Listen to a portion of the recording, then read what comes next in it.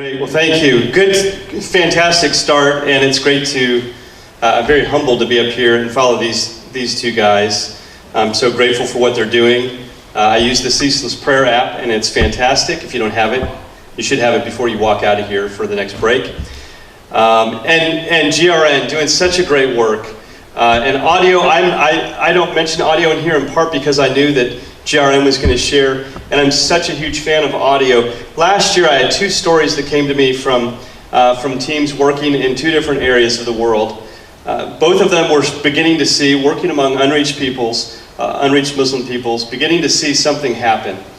And they had groups of guys meeting together that were engaged. They were studying the scriptures weekly, not yet believers, but beginning to study what the scriptures say and how to grow in obedience to those. But both stories went exactly the same way. They didn't feel like people were just as excited as they were expecting them to be.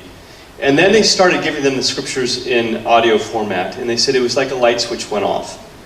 Even though these were fully literate people, highly literate people, getting something in audio format, that preference for oral communications is so strong, and I'm such a huge fan of what GRN is doing. I want to talk briefly about trends in technology, and I'm going to probably talk a little bit less on the implications for missions, in part because I want that dialogue to continue as we have our coffee breaks, and we've got so many people here doing so many amazing things, and Jonathan hiding in the back there. I'm going to highlight you in just a second. But there's so much going on, and the verse that comes to my mind is Habakkuk 2:14, that the knowledge of the glory of the Lord will cover the earth as the waters cover the seas. And that's been a favorite passage of mine for a long, long time, but the more I see happening with technology, the more excited I am, because it really seems like we're on the cusp of that really being a reality. A couple of quick stories that come to my mind.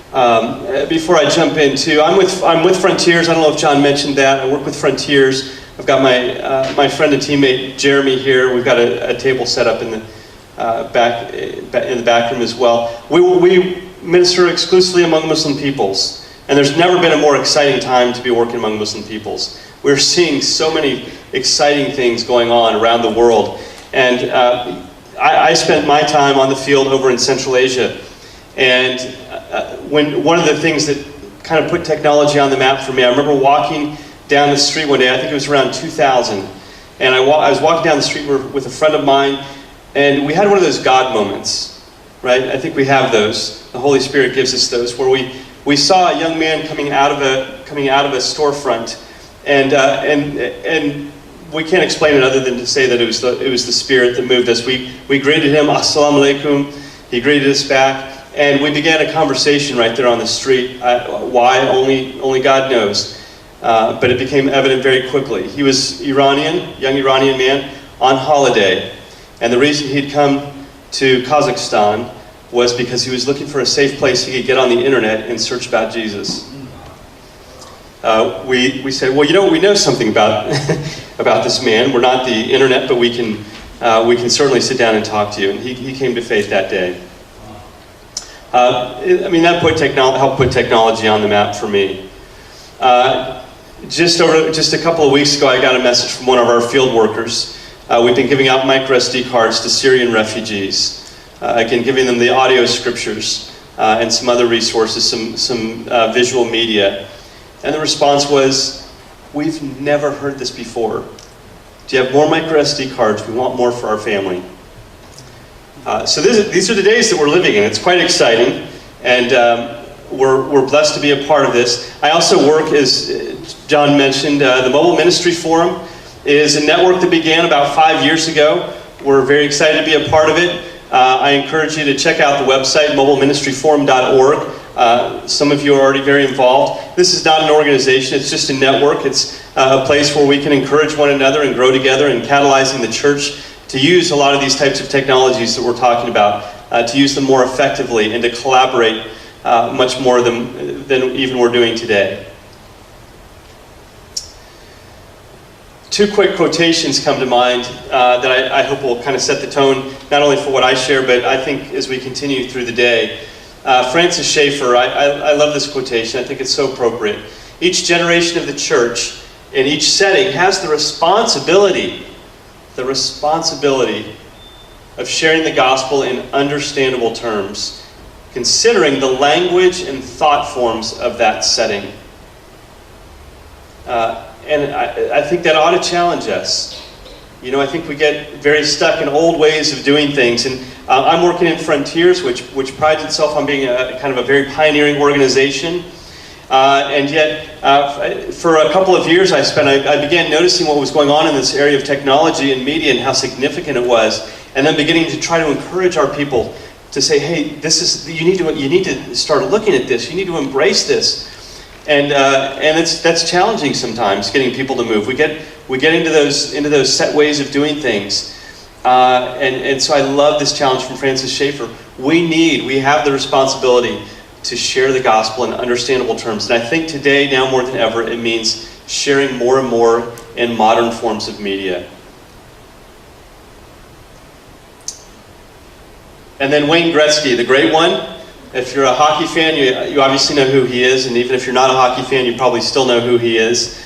When asked what made him such a great player, he said this: I skate not to where the puck is, but where it's going to be. And that is a challenge to me, and I think to all of us. I'm preaching to the choir a little bit, I understand, but again, looking at where technology is going and preparing ourselves to be there. I had a friend about 5 years ago come up to me. It might have been a little bit longer than that now. He was a BlackBerry user, so that'll kind of date things right there, okay? Any old BlackBerry users in here? So he had a BlackBerry, and he said, Brad, I'm on this thing all the time. And he said, maybe you can help me. Because I spend so much time on my BlackBerry, I have it with me everywhere I go. I'd love to have something Christian on here. I'd love to have some kind of app that would encourage me to think more and keep my eyes fixed on Jesus. But when I went to the App Store, all I could find were Islamic apps. And so we went and we kind of took a look in the App Store, and sure enough, that's what we found. Well, a year or so after that, I was giving a talk, and I thought, let me just take a look. I was going to look up prayer apps, actually. Thank you for changing the trend on this. I looked up prayer apps. The first 23 of 25 apps listed were Islamic. And that was a real statement with where the church was at with its use of mobile technology. This was about 4 years ago. Really running way behind. The Islamic world has known for so long that this was a key to reaching people, to reaching the faithful, and to reaching out and to propagate their faith, was to put their message on the mobile phone. And here we are, I think, finally beginning to catch up. It's so exciting. I think we're doing a great job of catching up. But we don't want to just catch up to where other people are in their use of mobile technology and other technologies as well. We want to skate to where the puck's going to be. And so, Christopher, it's great to see things like the Spiffio app. I mean, I think really kind of cutting edge stuff that makes me proud to be in here with you guys. Okay, well, what are some of the technologies? What are the trends that we're seeing right now? One that is obviously not a new trend, mobiles. Mobiles is really kind of driving a lot of what we're talking about here today. And it's staggering what continues to happen. 4.6 billion mobile phone users in the world today, with a reach of about 85% of the world's population when you consider family, extended family, who would have access to a mobile device through a family member.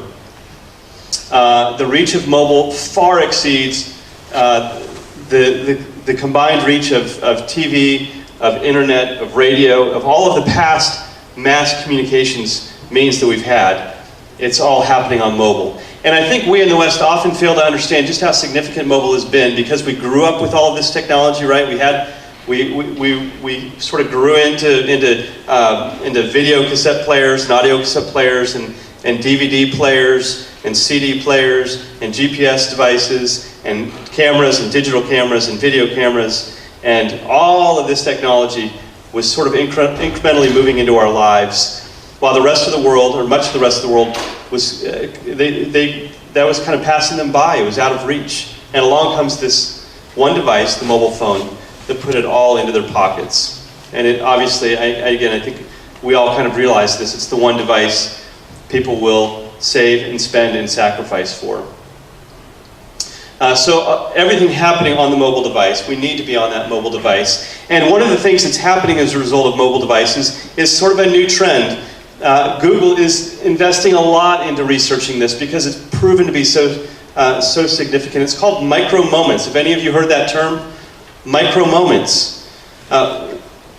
Very tiny moments. And the reason for micro moments is because we're all carrying around that device in our pockets. What do you do when you're stuck in line? What do you do when you're stuck at a red light for a little bit longer than you think? Anyone guilty here of that? Okay, I confess every now and then. I do. I have those micro moments. That's a 7-second moment or something that I have at that red light. And I might be tempted to pull out my mobile phone. Certainly if I'm standing in line somewhere. Anybody go to the Department of Motor Vehicles? That's not a micro moment. That's like a feature-length movie moment. But we have our mobile device with us. But the micro moments are significant. The average person pulls out his or her phone anywhere between 150 and 250 times a day.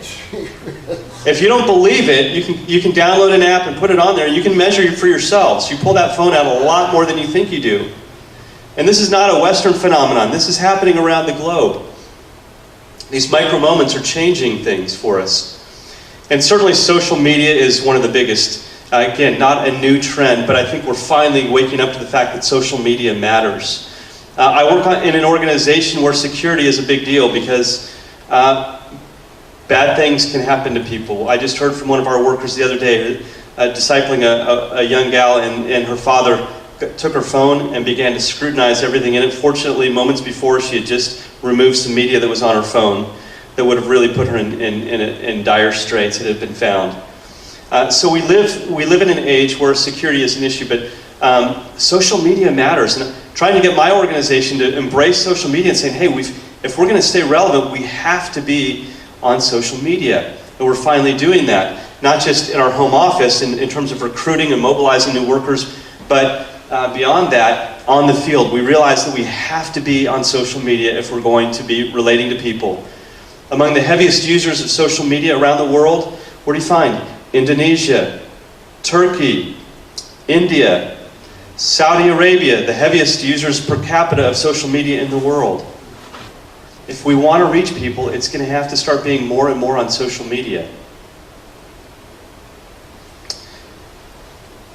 Obviously, we're seeing greater connectivity, and no big surprise there. 3.5 billion, I believe, is where we're at right now in terms of connected internet users in the world. 40% of the world population right now on the internet.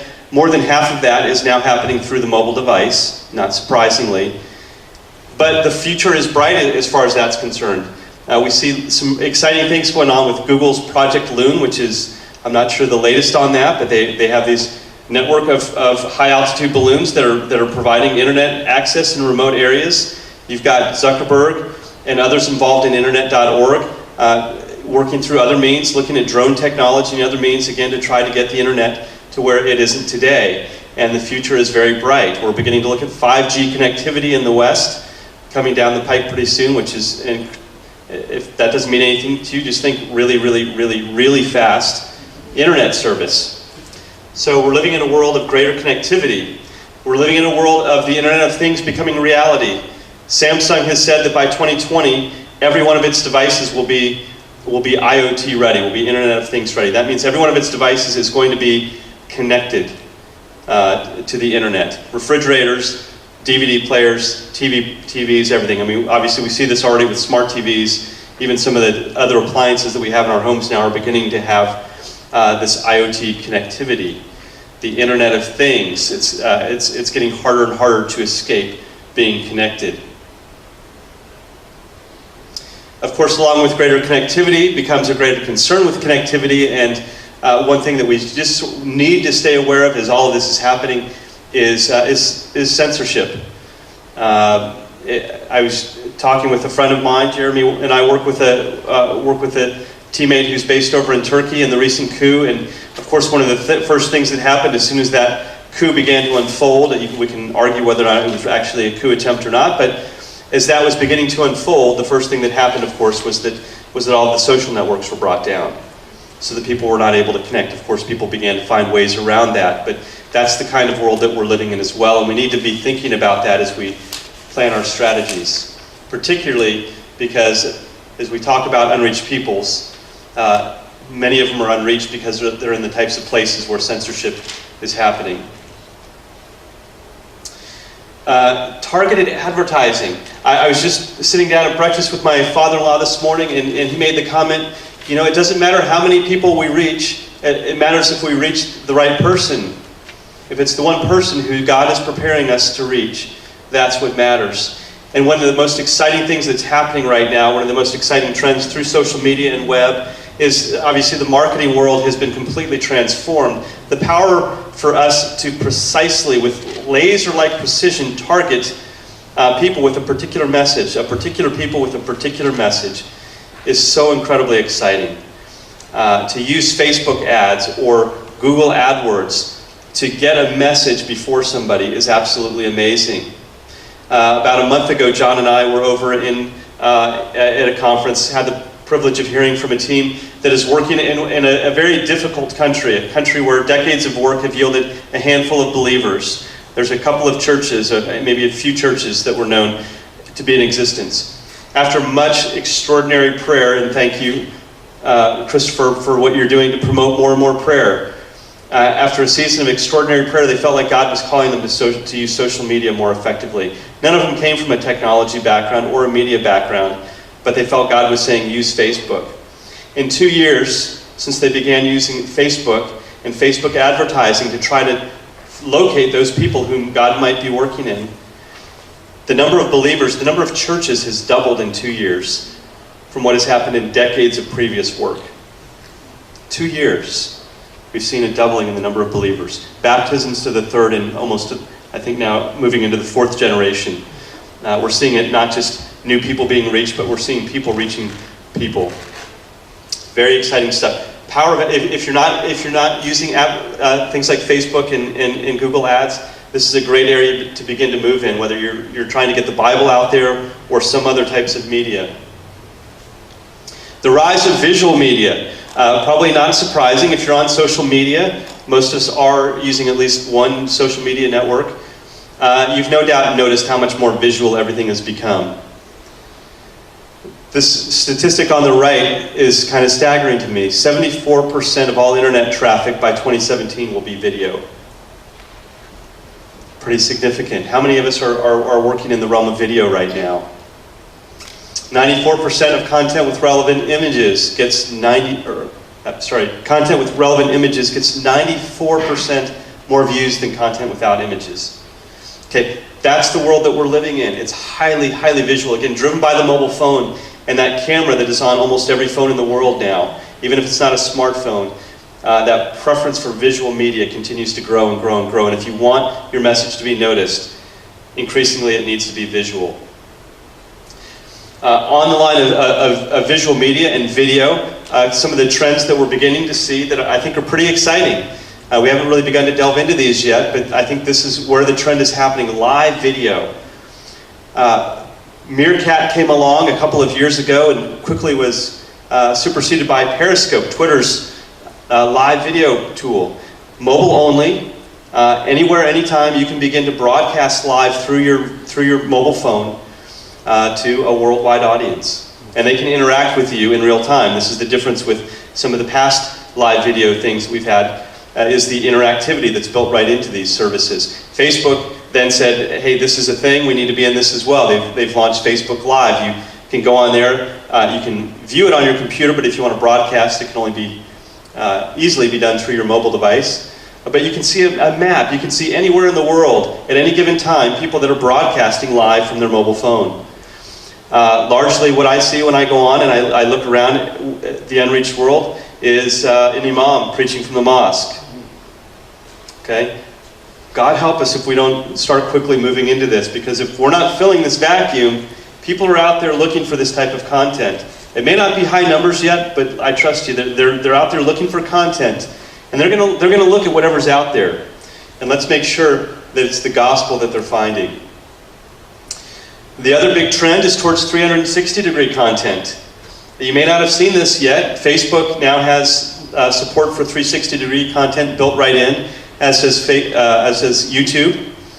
Samsung did something incredible to help begin to push this along. They came out with their 360 camera. It's the Samsung Gear 360 camera, about $350. Very high quality video. I think it's 4K quality video. It's a very affordable, fairly affordable device, and they began giving these out to journalists all over the world. We're beginning to see more and more and more 360-degree content. News, one of the big things. I took my VR goggles into the office not long ago. Somebody, I think it was the BBC, may have been invited to go into Mecca, and they filmed the Hajj in 360-degree video. And you're there walking along with these goggles on. If you've not tried them, it's kind of funny. It's almost more entertaining watching the person wearing them. But you're walking along, you're looking all over, and you feel like you're sitting there, right there in Mecca, going around the Hajj, and you're looking down into people's eyes. My first response when I saw this was to pray for people. I found myself praying for people wearing these funny little goggles on my head. But that's how immersive this is. This is coming in fast, and it seems, well, you know, we're talking about unreached peoples. This seems way out of reach of unreached peoples. Well, for $5, you can make your own VR goggles. Okay, right out of cardboard. This is not out of the realm of the near-term experiences for people among unreached people groups. Chatbots, another exciting technology. Who in here has heard of a chatbot? Okay, and this is a tech bunch, so maybe half of us have heard of chatbots. Okay, talk to this guy in the back. All right, chatbots are, it's basically software that allows you to interact to get information or entertainment. And you're using these already, whether you know them or not, know it or not. This is one that, can I share this, Jonathan? So this is one that Jonathan is working on. It's called the ASL Bible Bot. This is embedded into a messaging app like Telegram, one of the most popular messaging apps in the world. You may not, if you're working with deaf, you may not know sign language, but all you need to do is reference a verse, and it will immediately display a video showing the sign language version of the passage that you type on your screen. It's really exciting stuff. Bots are kind of floating in the background, kind of listening, kind of waiting to respond and assist you with different needs. They learn things about you. Shao Ice. This just came out not long ago. This is a Microsoft chatbot that was developed. It was released on WeChat. If you work with Chinese, if you are Chinese, Chinese are on WeChat. Within 72 hours, they had over 10 million users, and they were so overwhelmed they had to shut the system down. This became so popular. This app sits in the background, it listens to your conversations, and it begins to interact with you. If it hears you talk about the weather, it'll offer you the weather forecast. If it heard you mention that you broke up with your boyfriend, it's going to ask you, how are you feeling today? Are you sad today about your boyfriend? It's learning things, and it's asking things about you, and it's engaging people in conversation. It's kind of scary. It's a little bit weird. Okay, but this is where things are moving. And again, if we're not putting the gospel in these types of things, people are going to find other types of messages.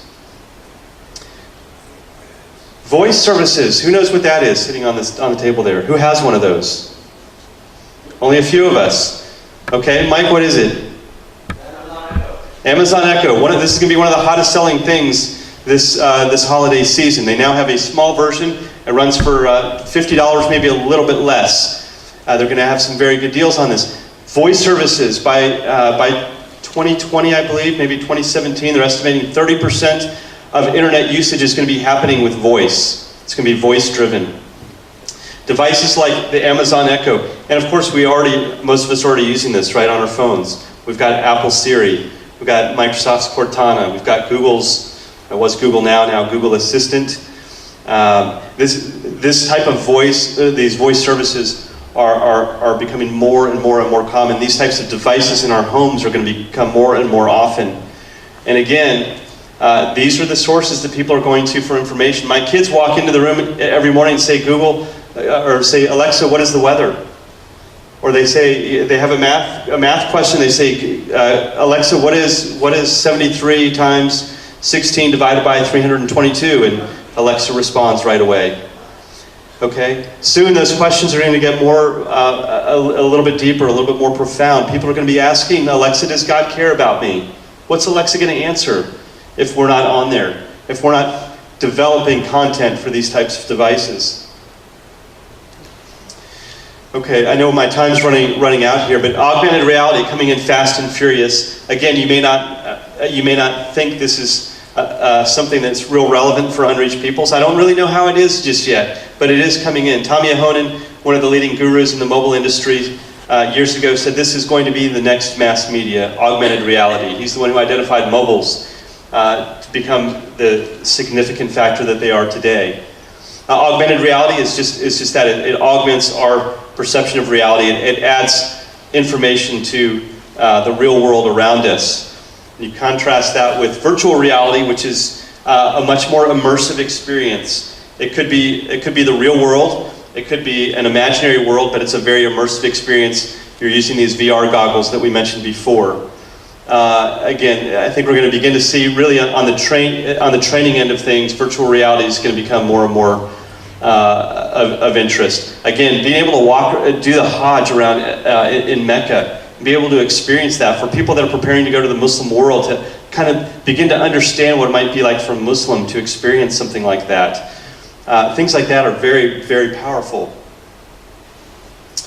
So in summary, if I had to throw out a few terms or words, this is where technology and media is going. It's there and it's heading there. Mobile, it's being connected, it's being reachable. These micro moments that we have throughout the day, and being able to make sure that when people are having these micro moments, capitalizing on those micro moments, that the gospel is available in those moments. It's all about being visual, increasingly, I would say oral as well, and it's social, and then immediate, instant, and live.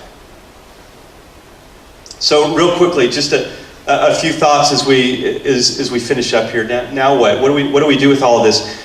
Really, I hope for more and more and more dialogue, because these are new technologies. We need lots of creative thinkers that can begin to help us and lead us in these ways. New media is the new lingua franca.